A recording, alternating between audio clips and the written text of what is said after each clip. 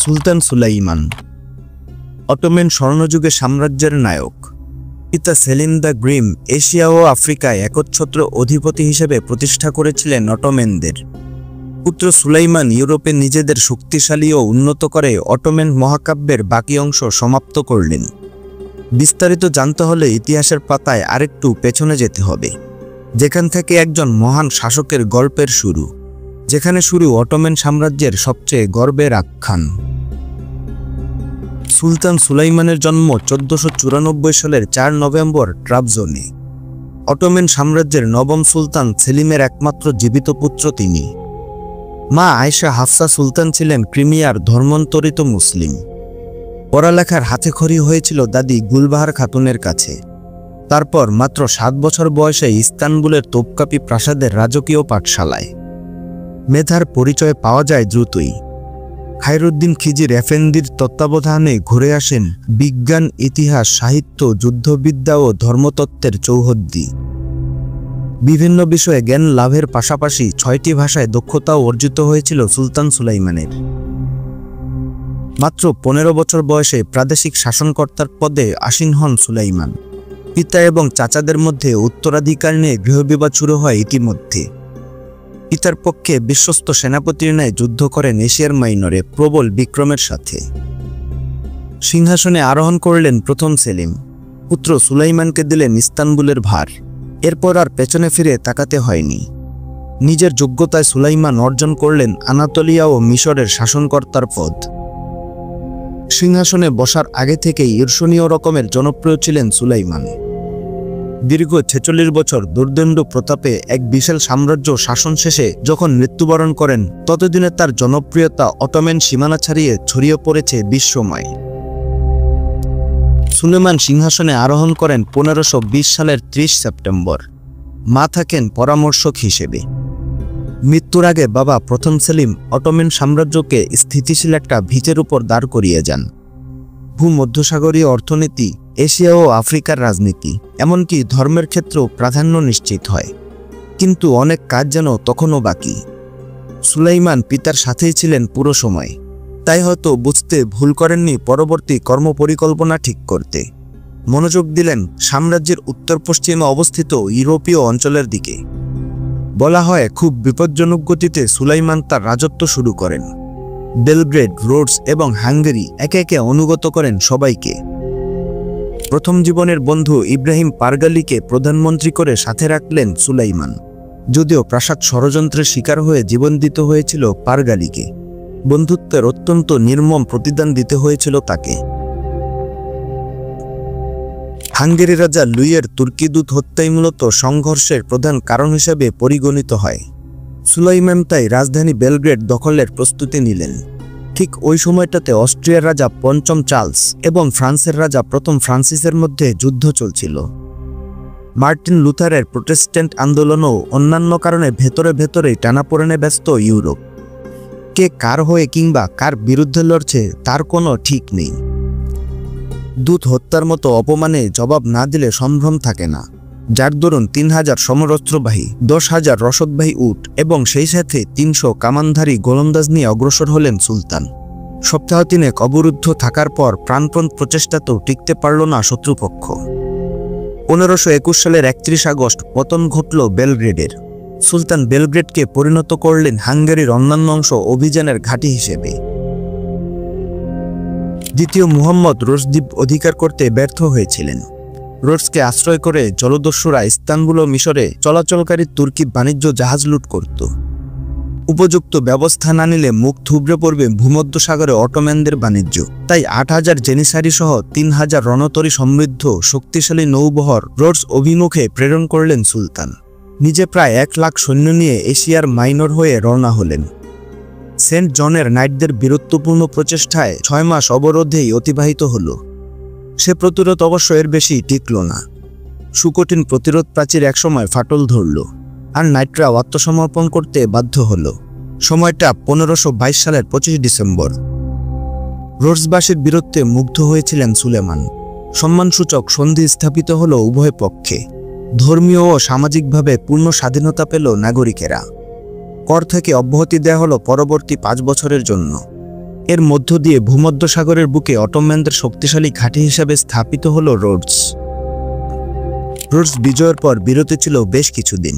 জেনিসারি বাহিনীতে অসন্তোষ দেখা দিল তুচ্ছ কিছু বিষয়কে কেন্দ্র করে।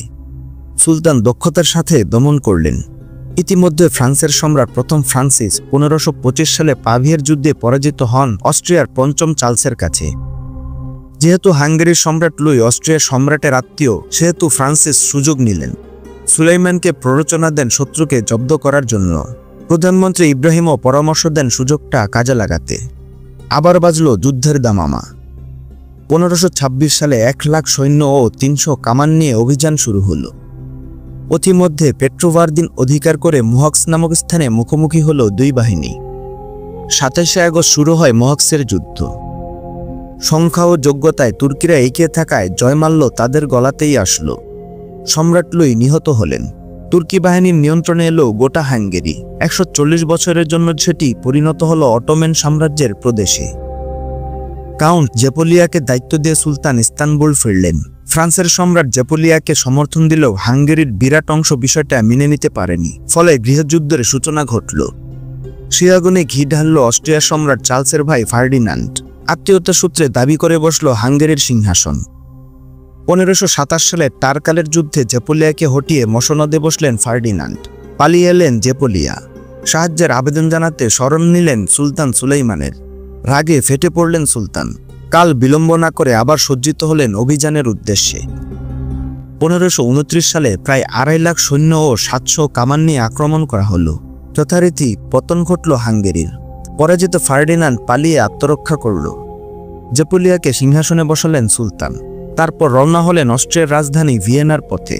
শত্রুর বীজ রুখতে নেই। অস্ট্রিয়ার সম্রাট চার্লসকে শিক্ষা দেবার জন্যই 1529 সালে সুলতান পূর্ণ শক্তি নিয়ে ভিয়েনাতে আক্রমণ চালালেন। সমগ্র ইউরোপে তখন তুর্কি ভীতি। সংস্কার আন্দোলনকারী মার্টিন লুথার নিজের তুর্কিদের ঈশ্বরের শ্রেষ্ঠ শত্রু বলে আখ্যা দিলেন। 2 সপ্তাহের অবরোধ ও গোলন্দাজ বাহিনীর প্রবল আক্রমণে ভিয়েনা নগরের পতন অত্যাসন্ন হয়ে উঠল। কিন্তু আকস্মিকভাবে সুলতান অবরোধ প্রত্যাহার করে নিলেন। প্রত্যাহারের প্রধান কারণ ছিল মূলত প্রতিকূল পরিবেশ এবং প্রয়োজনীয় রসদের অভাব। তাছাড়া সৈন্য ও জেনিসারিরাও শীতের আগে ইস্তানবুল ফিরতে ব্যস্ত হয়ে উঠেছিল। কারো কারো মতে সুলতান জয়ের জন্য না, বরং ভিয়েনা অবরোধ করেছিলেন শিক্ষা দেবার জন্য, আর তাতে তিনি সফল। এর ফলে অস্ট্রিয়ার সম্রাট ও তার ভাই ফার্ডিনান্ড হাঙ্গেরি ও ট্রান্সিলভানিয়ার উপর সুলতানের অধিকার মেনে নিতে সন্ধি করে। পারস্যের মসনদে তখন শাহ তামাস্প। পূর্ব শত্রুতাই মূলত এখানে বড় প্রভাবক ছিল। উপরন্তু অস্ট্রিয়ার সম্রাটের দূতকে সম্মানের সাথে গ্রহণ করেছিলেন শাহ তামাস্প। শরীফ খান নামে জৈনিক তুর্কি বিদ্রোহীকে দিয়েছিলেন আশ্রয়। 1534 সালে ক্ষুব্ধ সুলতান সুলাইমান প্রধানমন্ত্রী ইব্রাহিমকে নিয়ে নামেন পারস্য অভিযানে। প্রায় বিনা প্রতিরোধে অধিকার করেন বাগদাদ ও তাবরিজ।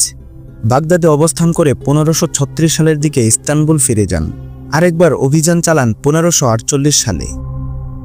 সুলতান যখন ইউরোপ নিয়ে ব্যস্ত, এই সুযোগে 1553 সালে শাহ তামাস্প এরজুরাম দখল করে নেন। সময় বের করে তৃতীয়বারের মতো পারস্য অভিযান চালান সুলতান। রণ্ডভণ্ড হল ফোরাতের পূর্ব তীর। 2 পক্ষের মধ্যে স্থাপিত হল সন্ধি। সমগ্র ইরাক সহ জিলান ও শেরওয়ান সুলতানের দখলে আসে। বাগদাদে 2000 জেনিসারি রেখে ইস্তানবুল ফিরে যান তিনি। 1566 সালের দিকে বসরাতে বিদ্রোহ দেখা দিলে তাও সাম্রাজ্যভুক্ত করা হয়। 1565 সালে প্রধানমন্ত্রী মোস্তফার নেতৃত্বে মাল্টায় অভিযান প্রেরিত হয়। রোডসে পরাজিত নাইটরা মাল্টায় অবস্থান করে তুর্কি বাণিজ্যতরীয় উপকূল ভাগে অতর্কিত আক্রমণ করছিল। তাছাড়া পরবর্তীতে ইতালি বিজয়ের জন্য মাল্টা অধিকারের প্রয়োজন অনুভব করেছিলেন সুলতান। তুর্কি নৌসেনাপতি পিয়ালি পাশা ও ত্রিপলির নৌসেনাপতি দ্রাগুত পাশা মোস্তফাকে এই অভিযানে সহযোগিতা করেন। হঠাৎ 3 সেনাপতির মধ্যে মতানৈক্যের সূচনা ঘটে। সে সুযোগে শত্রুপক্ষ ইতালি ও সিসিলি থেকে রসদ সংগ্রহ করে প্রতিরোধ সুদৃঢ় করে ফেলে। পরিণামে সেল্ট আলামো দুর্গ জয় করতে পারলেও সেন্ট মাইকেল দুর্গ জয় করতে ব্যর্থ হয় তুর্কিরা। বাধ্য হয়ে মোস্তফা অবরোধ প্রত্যাহার করে নেন। ব্যর্থ হয় মাল্টা অভিযান। স্বীয় সাম্রাজ্যে কানুনি ও আইন প্রণেতা হিসেবে খ্যাত হন সুলতান। প্রধান কারণ আইন ব্যবস্থায় আমূল সংস্কার। তুর্কি সাফাবি ব্যবসায় নিষেধাজ্ঞা উঠিয়ে দেন তিনি। অটোমান সৈন্যদের খাদ্য ও সম্পত্তি ক্রয়ের আইন জারি হয়, এমনকি শত্রু অঞ্চলে অভিযানে গেলেও বলবৎ থাকবে সেই আইন। কর ব্যবস্থা সংশোধন ও অতিরিক্ত কর বাতিল করা হয়। রাষ্ট্রীয় নিয়োগে আত্মীয় বা পরিবারের চেয়ে মেধাকে মূল্যায়ন করার জন্য দেওয়া হয় তাগিদ। উঁচু ও নিচু সমাজের সব তলার সকলের জন্যই আইন ছিল সমান। প্রশাসন ব্যবস্থা ও সামরিক শক্তিকে ঢেলে সাজান সুলতান। সমগ্র সাম্রাজ্যকে 21টি প্রদেশে এবং 250টি সানজাক বা জেলায় বিভক্ত করেন। সানজাককে ভাগ করা হয় কাজাসে। কাজাসের শাসনকর্তা ছিলেন কাজ, সানজাকের পাশা এবং প্রদেশের গভর্নর। ইহুদি ও খ্রিস্টানদের অধিকার নিশ্চিত করার জন্য তার পদক্ষেপ প্রশংসার দাবিদার। অসংখ্য দাসীর বাইরে আনুষ্ঠানিকভাবে সুলতানের স্ত্রী ছিলেন 2 জন। প্রথমজন মাহিদেভরান, তার গর্ভে জন্ম নেন বুদ্ধিমান ও যোগ্যতম পুত্র মোস্তফা। দ্বিতীয়জন ইউক্রেনীয় দাসী থেকে স্ত্রীতে পরিণত হওয়া হুররাম সুলতান, সুলাইমানের প্রিয়তম পত্নী ও 6 পুত্রের জননী। হুররাম জানতেন যদি হেরেমের নিয়ম অনুযায়ী মোস্তফা ক্ষমতায় আসে তাহলে তার সকল সন্তানকে হত্যা করা হবে। আগেও এমনটিই হয়ে এসেছে, তাই প্রচার করলেন মোস্তফা তার পিতাকে সিংহাসনচ্যুত করতে চায়। এই প্রোপাগান্ডার ফলাফল ছিল সুদূরপ্রসারী। 1553 সালে সুলতান তার যোগ্যতম পুত্রকে মৃত্যুদণ্ড দেন। ক্ষমতায় আসেন হুররামের বড় পুত্র সেলিম। দুর্ভাগ্যজনকভাবে মোস্তফার কোনো গুণই তার মধ্যে ছিল না। ইতিহাসে তিনি মদ্যপ সেলিম নামে পরিচিত। হেরেমের বাইরে সুলেমান যতটা যোগ্যতম হিসেবে নিজেকে প্রতিষ্ঠিত করেছিলেন, হেরেমের ভেতরে ছিলেন ততটাই দুর্বল। এজন্যই প্রাসাদ ষড়যন্ত্রের বলি হতে হয়েছে ইব্রাহিমের মতো প্রধানমন্ত্রী এবং মোস্তফার মতো যোগ্য উত্তরাধিকারীকে। মূলত সুলতান সুলাইমানের মৃত্যুর পর থেকেই অবক্ষয়ের সূচনা ঘটে অটোমান সাম্রাজ্যে। ঐতিহাসিকরা মনে করেন 2 জন রাজপুত্রের সিংহাসন লাভে ব্যর্থতার পরিণাম অভিশাপ হিসাবে সাম্রাজ্যের উপর পড়েছে, যা কিনা অটোমানদের পতনের মূল কারণ হিসেবেই দেখা হয়।